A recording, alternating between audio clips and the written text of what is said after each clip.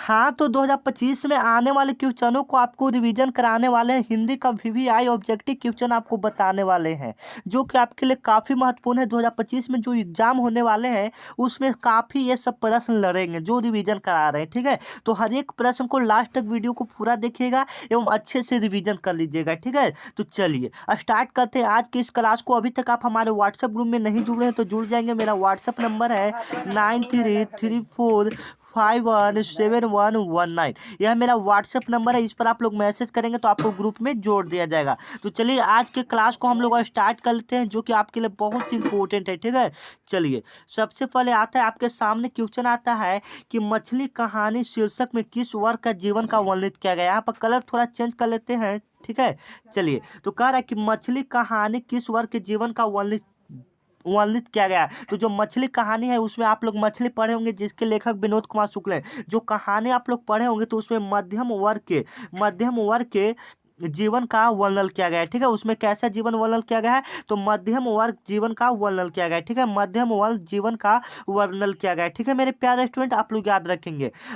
Next question है कि बिरजू महाराज की ख्याति किस रूप से है। बिरजू महाराज का जो ख्याति है वो पूछ रहा है कि किस रूप से है। तो बिरजू महाराज का जो ख्याति है वह किस रूप से है मेरे प्यारे स्टूडेंट, तो वह क्या से है, तो वह नर्तक के रूप में है, ठीक है। जो बिरजू महाराज है वह नाच करते हैं, इसलिए नाचने वाला जो जैसे में खेसारी लाल है तो वह गाना गाते हैं, तो वह उनका पहचान किससे है, तो गाना गाने से। इसलिए बिरजू महाराज क्या करते थे, डांस करते थे, मतलब नाचते थे, इसलिए नर्तक के रूप में उनको जाना जाता है, ठीक है। तो ये दो क्वेश्चन आप याद हो गया होगा, ठीक है। अच्छे से याद कीजिएगा हर एक प्रश्न को। चलिए नेक्स्ट क्वेश्चन है कि भाववाचक संज्ञा का उदाहरण है। भाववाचक संज्ञा का उदाहरण क्या है, तो भाववाचक संज्ञा का उदाहरण जो भाव दिखा रहा है, तो जैसे में लड़की, तो लड़की तो भाव नहीं दिखा रहा है, बहन तो नहीं, घड़ी तो नहीं, और यहाँ पर हो जाएगा सर्दी। जो सर्दी है इस भाववाचक का बोध कर रहा है, ठीक है। भाववाचक का बोध कर रहा है। जैसे में लड़की तो हो गया, तो यह क्या हो गया, जातिवाचक, हाँ जातिवाचक, पूरे लड़की का यह बोध कराए तो जातिवाचक, बहन भी पूरे पूरे जातिवाचक, घड़ी भी पूरे जातिवाचक हो जाएगा।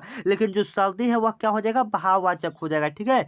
नेक्स्ट क्वेश्चन है कि आध्यात्मिक शिक्षा से गांधी जी का क्या तात्पर्य है। जो माने आध्यात्मिक शिक्षा है उससे गांधी जी का क्या तात्पर्य है, तो आध्यात्मिक जो शिक्षा है उससे गांधी जी की शिक्षा है कि जो बच्चों को शिक्षा देना चाहिए वह हृदय से शिक्षा देना चाहिए। कहाँ से शिक्षा देना चाहिए, वह हृदय से शिक्षा देना चाहिए। इसलिए ये ऑप्शन आपका क्या हो जाएगा, बिल्कुल करेक्ट हो जाएगा, ठीक है।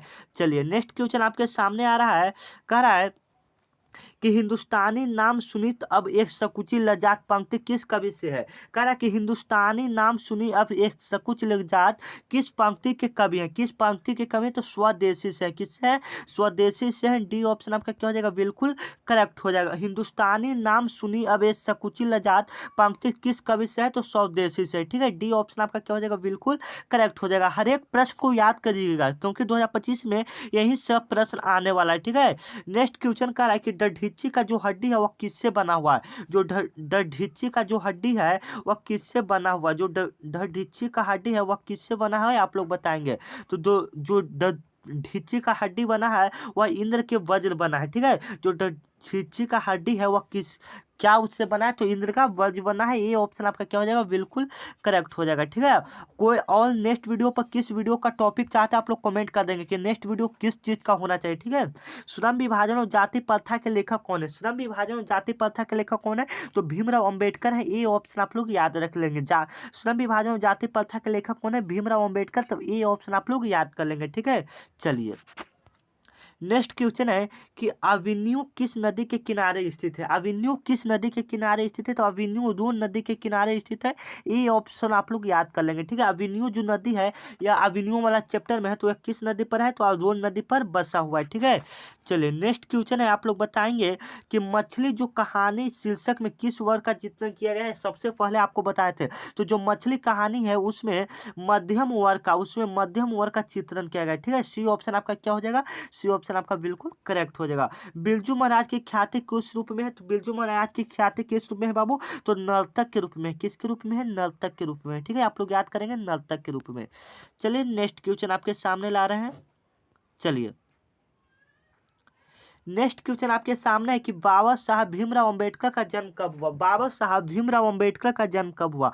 तो बाबा साहब भीमराव अंबेडकर का जन्म 14 अप्रैल 1891 ईस्वी को हुआ था। 14 अप्रैल 1891 ईस्वी को बाबा साहब भीमराव अंबेडकर का क्या हुआ था, जन्म हुआ था। ये ऑप्शन आपका क्या हो जाएगा, बिल्कुल करेक्ट हो जाएगा। बाबा साहब भीमराव अंबेडकर का जन्म कब हुआ, 14 अप्रैल 1891 ईस्वी को। कहाँ में हुआ था मेरे प्यारे स्टूडेंट, तो कहाँ में हुआ था आप लोग याद करेंगे। तो कहाँ में हुआ था, 1 मिनट इसको साफ करते हैं, 1 मिनट 1 मिनट। हाँ, तो कहाँ में हुआ था बाबू, तो महू मध्य प्रदेश में हुआ था। ठीक है, महू मध्य प्रदेश में हुआ था, आप लोग याद करेंगे। 20 के दांत कहानी के रचयिता कौन है। 20 के दांत जो कहानी उसके रचयिता कौन है, तो उसके रचयिता जो है बाबू नलिन बिलोचन शर्मा है, आप लोग याद करेंगे। 20 के दांत कहानी के रचयिता कौन है, नलिन बिलोचन शर्मा है। चलिए, 20 के दांत कहानी के रचयिता कौन है, नलिन बिलोचन शर्मा जी है। ठीक है, और अमरकांत है या बहादुर चैप्टर के रचयिता है। और 3 में से जो है सो नौबत खान में बात है, तो मैक्सिमम है सो भारत से हम क्या सीखे। तो 20 के दांत कहानी के रचयिता नलिन बिलोचन शर्मा हो जाएंगे। मैक्स मुलर के अनुसार सच्चे भारत का दर्शन कहाँ होता है। क्वेश्चन कह रहा है कि जो मैक्स मुलर के अनुसार है सच्चे भारत का दर्शन कहाँ होगा। तो मैक्स मुलर के अनुसार सच्चे भारत का दर्शन जो होगा बाबू, वह ग्रामीण भारत में होगा। वह कहाँ में होगा, ग्रामीण भारत में होगा। ग्रामीण भारत मतलब सी ऑप्शन गाँव में होगा। ठीक है ना। चलिए 1 मिनट, नेक्स्ट क्वेश्चन है, 1 मिनट। हाँ, कह रहा है कि प्राजय में कौन उपसर्ग है। प्राजय में कौन उपसर्ग है। तो प्राजय मतलब देखिए, उपसर्ग का मतलब जो संज्ञा, जो शब्द आगे लगकर शब्द का अर्थ बदल देता है। तो जैसे में प्रा प्लस जय हो जाएगा, प्रा प्लस क्या हो जाएगा, जय हो जाएगा। तो प्रा प्लस जय हो जाएगा, तो यहाँ पर हम लोग क्या मारेंगे, बी ऑप्शन बिल्कुल करेक्ट करेंगे। ठीक है, किसने कहा था कि, 1 मिनट, चलिए, किसने कहा था कि, 1 मिनट, किसने कहा था कि सब पुराने अच्छे नहीं होते और सब नए खराब नहीं होते। किसने कहा था, देखिए, किसने कहा था सब पुराने अच्छे नहीं होते और सब खराब नए नहीं होते था, किसने कहा था। तो बाबू कालिदास ने कहा था। डी ऑप्शन आपका क्या हो जाएगा, बिल्कुल करेक्ट हो जाएगा। जो मैक्स मुलर है या भारत से हम क्या सीखेंगे, रचयिता है। ठीक है, चलिए नेक्स्ट क्वेश्चन चलते हैं, आपके सामने आ रहा है। चलिए, ये दोनों क्वेश्चन तो हम अभी करा दें कि प्राजय में कौन उपसर्ग है। तो प्रा है, अभी करवा दिए। किसने कहा मैक्स सब पुराने अच्छे नहीं होते, कालिदास ने कहा। ठीक है, ये दोनों क्वेश्चन अभी करवा दिए। ठीक है, चलिए नेक्स्ट क्वेश्चन चलते हैं। कह रहा है क्वेश्चन कह रहा है आप लोग का मेरे प्यारे स्टूडेंट, 1 मिनट, चलिए, क्वेश्चन कह रहा है कि शिक्षा और संस्कृति किनकी रचना है। शिक्षा और संस्कृति जो रचना है वह किनकी रचना है। तो शिक्षा और संस्कृति जो रचना है वह किनकी रचना है बाबू, आप लोग कमेंट में बताएंगे आप लोग का कितना सही हुआ। लास्ट में आप लोग बताएंगे, कमेंट में बताएंगे शिक्षा और संस्कृति किनकी रचना है। तो महात्मा गांधी की रचना है। बी ऑप्शन आपका क्या हो जाएगा, बिल्कुल करेक्ट हो जाएगा। भारत से हम क्या सीखे, क्या है, भारत से हम क्या सीखे बाबू। तो भारत से हम क्या सीखे, यह भाषण है। ठीक है, भारत से हम क्या सीखे, यह क्या है, भाषण है। सी ऑप्शन आपका बिल्कुल करेक्ट हो जाएगा। मैक्स मुलर को वेदांतु का वेदांतिक किसने कहा। मैक्स मुलर को वेदांतु का वेदांतिक किसने कहा। तो मैक्स मुलर को वेदांतु का वेदांतिक किसने कहा, तो स्वामी विवेकानंद ने कहा। किसने कहा, स्वामी विवेकानंद ने कहा था। ठीक है, मैक्स मुलर को वेदांतु का वेदांतिक किसने कहा था, स्वामी विवेकानंद ने कहा था। बी ऑप्शन आपका क्या हो जाएगा, बिल्कुल करेक्ट हो जाएगा। ठीक है, चलिए नेक्स्ट क्वेश्चन है कि डरढिच्ची की हड्डी से क्या बना था। डरढिच्ची की हड्डी से क्या बना था, तो इंद्र का वज्र बना था। ये ऑप्शन आपका बिल्कुल करेक्ट हो जाएगा। ठीक है, चलिए अब यहाँ पर वीडियो को समाप्त करते हैं। यहाँ पर सारे प्रश्न को हम क्लियर कर दें, हिंदी के जितने भी इंपॉर्टेंट क्वेश्चन थे। मिलते हैं नेक्स्ट वीडियो में, मिलते हैं नेक्स्ट वीडियो में।